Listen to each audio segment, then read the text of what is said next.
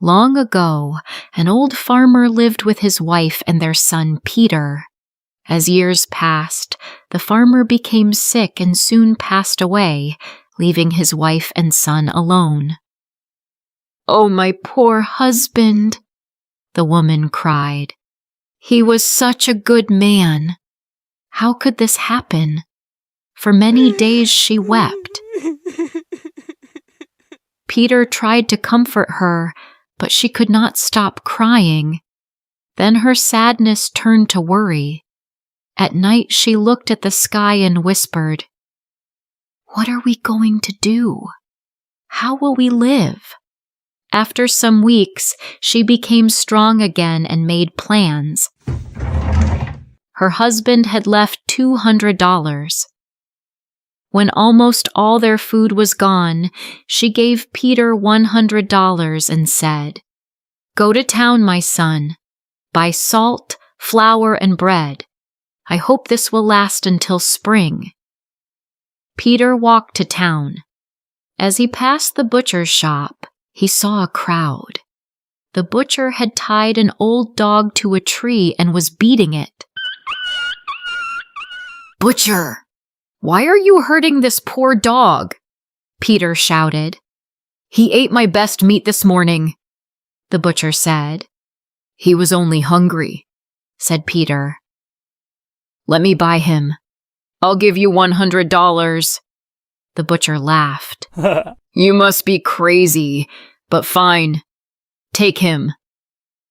Peter untied the dog and said softly, "I'll call you Leo. You'll live safely with my mother and me." The dog licked his face with joy. When Peter came home, his mother was very angry.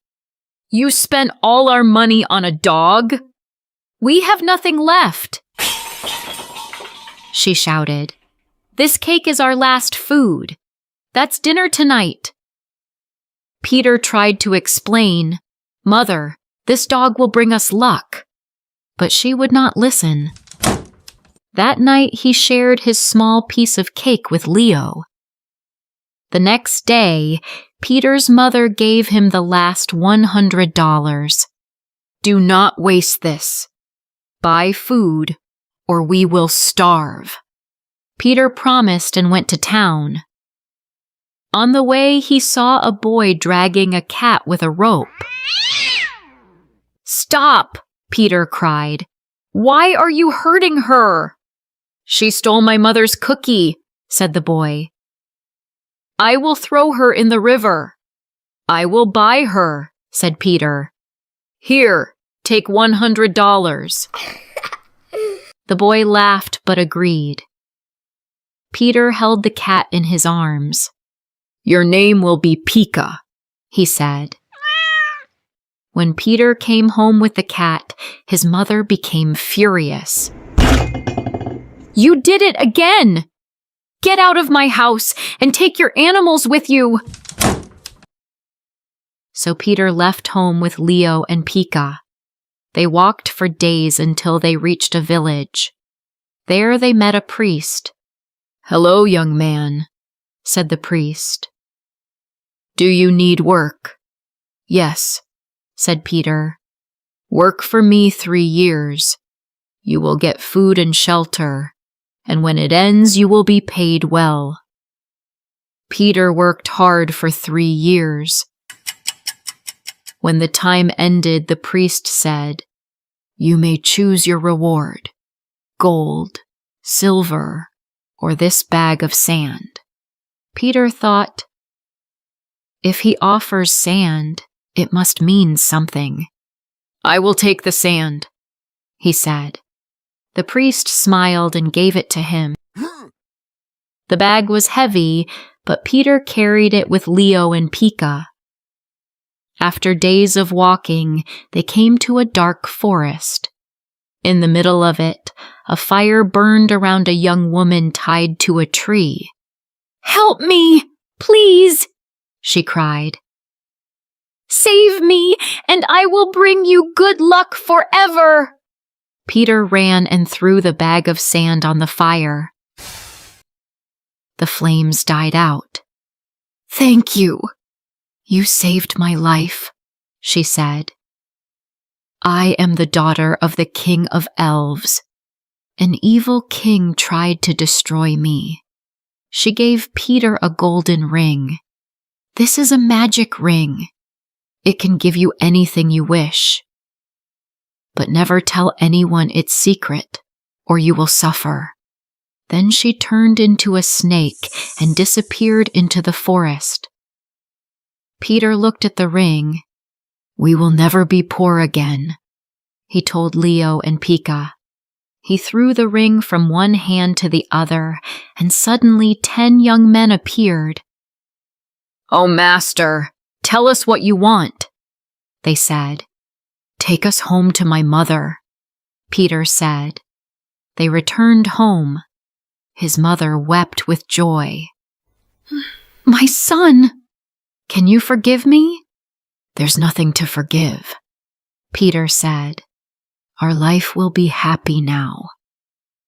Peter used the ring secretly to bring food, clothes, and comfort. They lived well for many months. Then he thought about marriage. "Mother," he said, "please go to the king and ask if I may marry his daughter." "Peter, that's impossible," she said. "The king will never agree." But Peter insisted. At the palace, the king laughed. "A farmer's son wants my daughter? Bring me rich gifts, then we'll talk." Peter used the ring to make gold, jewels, and fine clothes. His mother brought them to the palace, and the king was amazed but still unhappy. The governor said, "If this young man is truly wise, he must build a palace beside yours, a silver bridge with trees of gold and silver fruit, and a great church by morning.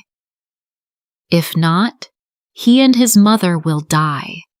When the king woke up the next morning, everything was there: the shining palace, the silver bridge, and the church. He had to agree to the marriage.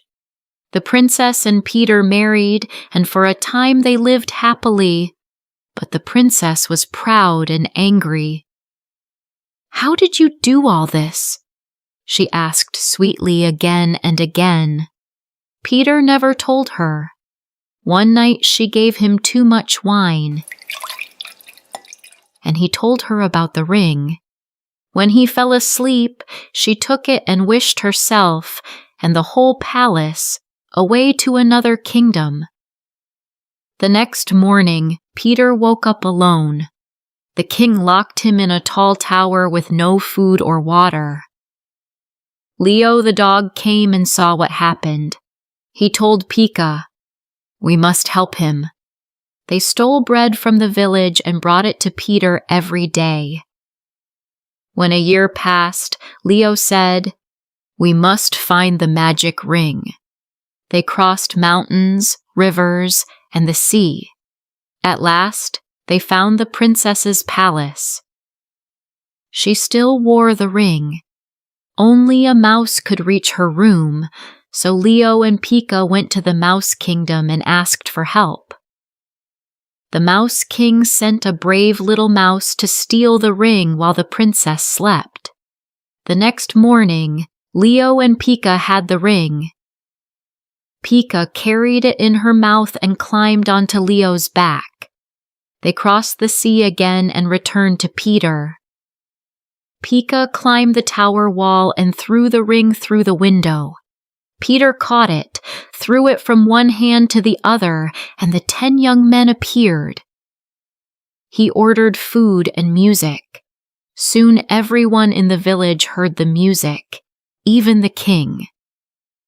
When the king saw that Peter was alive, he forgave him and listened to the whole story. Peter said kindly, "Please don't punish your daughter." The king was touched and let her live. That night, Peter used the ring to bring back the palace, the bridge, and the church. In the morning, the king saw them shining again and was full of joy. The princess finally understood Peter's goodness and grew to love him. Peter's mother came to live with them in the grand palace. She often said, "My son's kindness brought us everything."